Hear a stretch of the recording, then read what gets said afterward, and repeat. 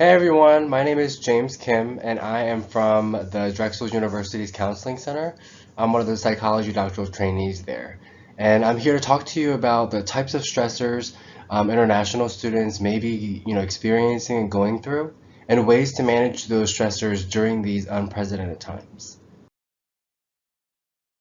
So the coronavirus or COVID-19 is a new respiratory illness that really has impacted the generation population's lives, including daily routines, physical isolation, the spreading of the virus, and financial issues. COVID-19 has really affected college students in specific ways. For instance, we see moving back home, which could be a positive or negative experience depending on the differences in lifestyle, and it really just depends on the relationships that you do have with your family members that are living with you.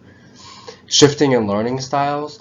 So I know that Drexel has moved to remote learning, so online learning. And so that really has an adjustment that people have to make from in-class to being online only. And also just not being able to have that campus life experience. So being able to see friends in between classes or, going to events and just the liveliness of the college campus culture. And in addition to the general college student challenges, international students face their own difficulties as well. So these include just things like relational and national support, technological barriers, finances, student status, xenophobia, and the sense of loneliness. So let's talk about each one a little bit more in specific. Okay, support. For students who are living on campus, you may experience stress, frustration, and anxiety because you can't be with your primary support, especially in person during these times and these difficult times. And I even wonder if these experiences are elevated if you go onto social media, for instance, and see pictures of college students, and their family members, and maybe even seeing comments about, how grateful they are that they can be with their family during these times. Also, for some of you, you may have heard about other countries that have more better, efficient ways of, containing COVID-19, and you may feel frustrated that you can't go back to that country to be able to receive that national support. Technical barriers come into play, and it could be a stressor, especially for those students outside of the East Coast and outside of the US country. Just thinking about if a class starts at a particular time that may be convenient for people on the East Coast, may definitely be inconvenient for people, living elsewhere. You may have to wake up earlier or sleep later to attend the online lecture, which could, put a strain on you. Internet connection, depending on where you are. If you're off campus and you're back in your home country or back at home somewhere, and the location just doesn't have good reception, that could be a concern that could build stress. Some people may not be able to pay for internet, and so they're relying on, the tuition and just being on campus for them to be able to use it. Also, if you are, in a foreign country outside of the US, you may not be able to access some of the American websites just because of the platform that, the foreign countries are using. And so you just may not have access, which could definitely be a stressor because it'll be harder for you to, find whatever you need to find on the internet that was way easier for you when you were here in the US. And then one more thing about technological barriers is some countries have restrictions on using Zoom. And so if you are in one of those countries, it would definitely be harder for you to try to access what you need to access. I think Drexel is mainly using Zoom as the main platform for remote learning. And so if you don't have that, it's definitely very stressful to try to navigate that. As far as finances, I mean, finances is already a struggle as you have to find and maintain financial sponsors and your restrictions on getting a job, off campus. And so even job opportunities, it's only limited to you to do it on campus. And if you can't, and the campuses are closed, and so that just limits your opportunity to find a job and make extra money. Some of you, I wonder if this was one of the main ways that you were making money, and so that would definitely be pull a strain on you for sure. And then when we're thinking about navigating the US healthcare during global pandemic, that's probably a tough one too, because you probably weren't predicting that you would have to, use insurance for this. And, you may have to pay more out of pocket than expected. And so really trying to navigate US healthcare during the pandemic, I wonder if it does put more stress on you. And I know for some countries, the healthcare system and the way that it works is a lot more convenient for people, and so you may feel frustrated that you aren't, there receiving that care, and you have to be here in the US. So for student status, I wonder if all international students can relate to this one, where, you're worried about how all of this is going to affect your visa status. For instance, is registering for online classes enough to sustain your visa status? I think that was more of a worry during the beginnings of all of this, but from my understanding, it is.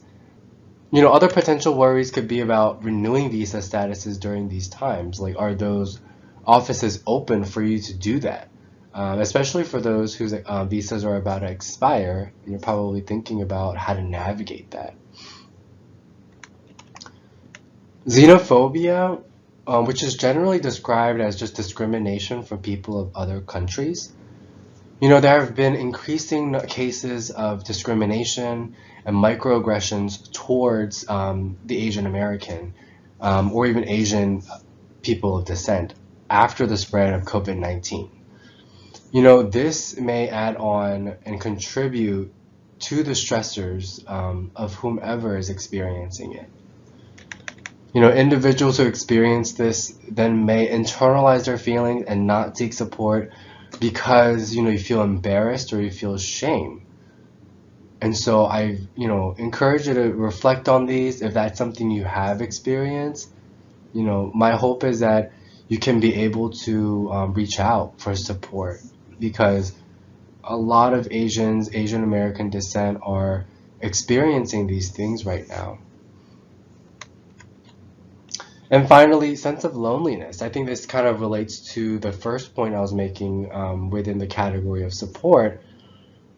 But, for instance, people that are living on campus, there are people living on campus, but it's drastically decreased because a lot of the individuals were able to move back to, their home countries. And so there's less activity going on in where you're living on campus. And so with less activity, it's just a natural sense of loneliness. And also, if you don't have a car, if you don't have, the public transportation right now is also limiting their, transportation. And so you may feel also just a sense of strandedness. And, those can definitely impact your well-being as well.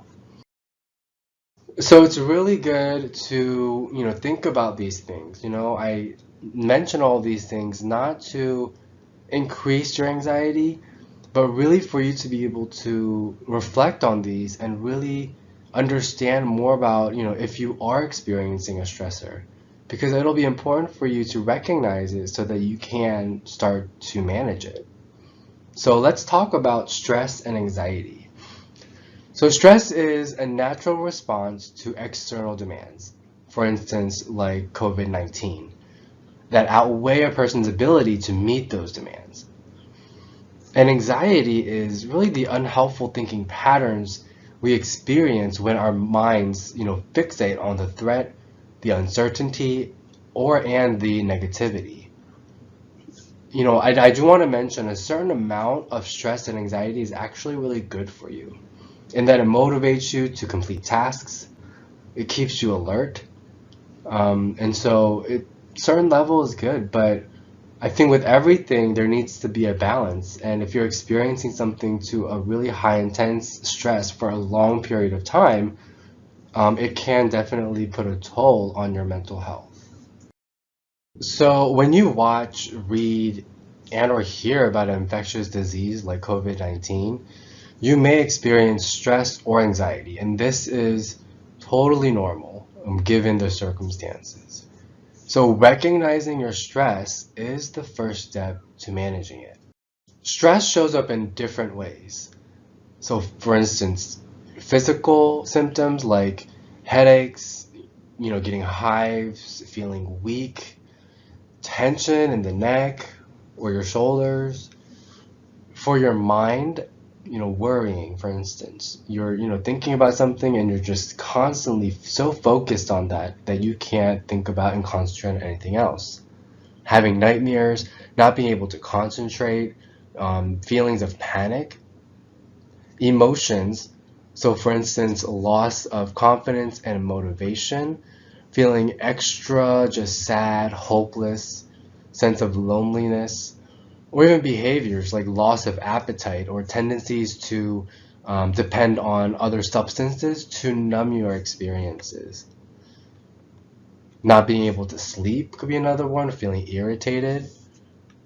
And so, these types of stressors, you could experience one like, physical or mind or emotion or behavior all like separately, or you can experience those simultaneously. So know that these can all happen in different ways. So once you have identified that you are stressed or anxious about something to an unhealthy level, then you can start working on managing it. I've gathered, several ways you can do this, and there are, no particular order, so don't feel like you have to do it in this order. And also, there may be ones that may not be as effective for you, and that's totally fine because everyone relates to things in different ways. So it's really about picking and choosing what best works for you. So know the facts. This was taken from the Centers for Disease Control and Prevention website, and it's a reliable source. So they name 5 facts that, in hopes, will alleviate some of your initial anxiety about it. So number 1, no one is immune to COVID-19, regardless of your race and ethnicity.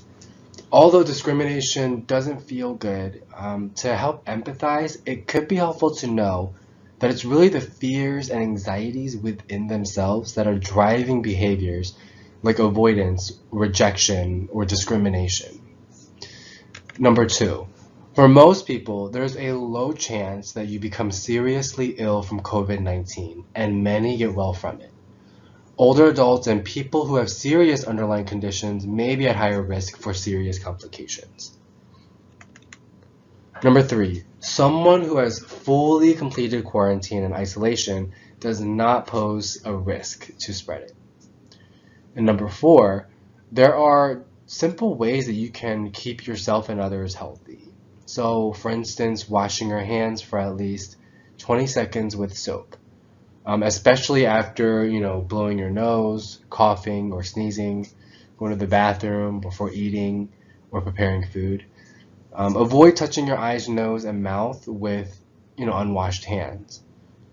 If you could stay home as much as possible, please stay home and respect the social distancing. But especially if you are sick. And cover your coughs or sneezes with a tissue, then throw it away in the trash, or at least away from people, or even to your sleeves like this, rather than into your hands. And then number 5, just by knowing the signs and symptoms, it could be so helpful in preventing the spread of it. So just think about, if you have any symptoms. Just think about, the types of symptoms that you have. So for instance, having a fever or a cough, shortness of breath. If you are experiencing some of those things, I would encourage you to contact your medical provider just in case. It's always Safer to know that you don't have something than not to know that you have or don't have something. So another way to try to alleviate your anxiety or manage the stress is, you know, take a break from the news stories. Because you're stressed and anxious, you may feel the urge to watch the news regarding, COVID-19 like constantly. It's good to be informed, but if you are excessively monitoring the news and that is causing the anxiety, then I would try to limit the monitoring and take a break from it. And this could include watching, reading, or listening to things of the news. Maybe you can set a time or set a day where you would watch it for a little bit and then not watch it for the rest of the week. Another way to manage your symptoms is to try and shift your focus. If you tend to think more negatively, how about trying to think about things more in a positive way? You can also schedule a time to worry. This is especially for those who know that they want to address it or also have that urge to address it as soon as possible. But sometimes with that, it really does make you not focus on the things that you're supposed to be focusing on at that time. And so it's not that you're not going to address it, you are, it's just you're scheduling that time to do so. And by doing that, then my hope is that you will feel more inclined to shift your focus and focus on the present, knowing that you can address it at a particular time. I would also try to create a daily task list that will be meaningful and productive to your day and try to complete it. Trying to keep yourself busy, but also being able to do something that is meaningful. I wonder if that could help shift your focus. Also, maybe writing down your worries and then crossing off the things that are out of your control. And so the point is focusing on things that are going well and that are within your control. So the idea behind this strategy is that regardless of if you worry about something out of your control, it doesn't change anything because it's out of your control. So instead of wasting your energy trying to, worry about those things, try to focus on things within your control. For instance, you can control how you respond to COVID-19, whether it be thinking about the positives and changing your perspectives, continuing to keep up with your basic needs, utilizing methods to relax, building your ability to endure hardships, and like seeking and offering support are some things that you can control that would definitely make a difference in how you're responding to these things. So another way to shift your focus or just change the way that you think about things or about your thought, especially if the thought is negative, use the ABCD technique. So A stands for attention. So when you feel distressed, stop what you're doing and pay attention to your inner thoughts and ask yourself, what is your mind telling you? B is for believe. When you have that thought, don't just automatically assume something and believe in that thought. Take time to really explore that thought, which leads to C, challenge. So think about what's the bigger picture. Is the thought a fact or is it just an opinion? What might you think if you were feeling calmer? You're really trying to dissect your thoughts so that you can really think realistically about the thoughts that you're having. D is for discount. Acknowledge the anxiety that has been dominating your thoughts and let the unhelpful thoughts go. It's good to acknowledge and name it. You're bringing it into the room, you're realizing that it is an actual thing, but you're not taking that thing as a negative or a positive. You're just saying, okay, I experienced it, let me just lay it to the side now. E is for explore options. What would it be helpful for you to do right now? What options do you have available? And you're really trying to then work with things within your control versus things that you can't control. Another technique is through the think technique. T is for true. Is the thought 100% true? If not, then what are the facts? And what is the opinion? H is for helpful. Is paying attention to the thought useful to me or not? I is for inspiring. does the thought inspire me, or does it have the opposite effect? Because if it's a negative effect, and it's not really helping with anything. N is for necessary. Is it important for me to focus on the thought, or is it necessary to act on it? Because if it's not necessary, then you may be just wasting your energy on it. K is for kind. Is the thought kind? And if not, what would be a kinder thought? Trying to think of things more in an optimistic and positive way could be helpful for you. So the two techniques are very similar. They may have different differences in some subtle ways, but I think these are two easy to remember ways of trying to help your negative thinking. I've said this before, but allow yourself to feel your emotions and experience it. That's related to, whatever you're going through. Your thoughts and emotions regarding COVID-19 are very appropriate and normal responses. I say this because you may feel otherwise, and then you may just internalize your feelings, which is not as healthy for you. But to acknowledge and allow experiencing a feeling, you will first want to do routine self-check-ins. So for instance, asking, what do I feel? Where do I feel it in my body? And then you want to allow yourself to experience it. Trying to avoid it may seem like a good feeling because then you don't have to experience it. You don't have to experience everything that comes with it. But that doesn't help, it go away in the long term. It just kind of puts it on the side before it just comes back. If you acknowledge and experience an emotion, although you don't feel good in the moment, you are building tolerance to the emotion. And that's just reducing the intensity and lessening the burden that creates. And so it's definitely powerful to be able to name and acknowledge that. I mentioned before that finding ways to relax is something within your control. So these are, some ways that you can go about this. So for instance, you can read a book, journaling your experiences, listening to music that brings you joy or meaning, doing things that you like to do, like hobbies and things. Try to write a list of things that you admire about yourself, and that may feel uncomfortable at first, but you'll be surprised at really how effective it is to be able to write things about yourself in a positive way that makes you then feel positive about yourself. So other ways to relax include breathing, meditation, and grounding techniques. So for breathing, try to take slower and deeper breaths for a couple of times, as research shows its effects on relaxing the body. So let me just provide a brief example for you for what that could look like.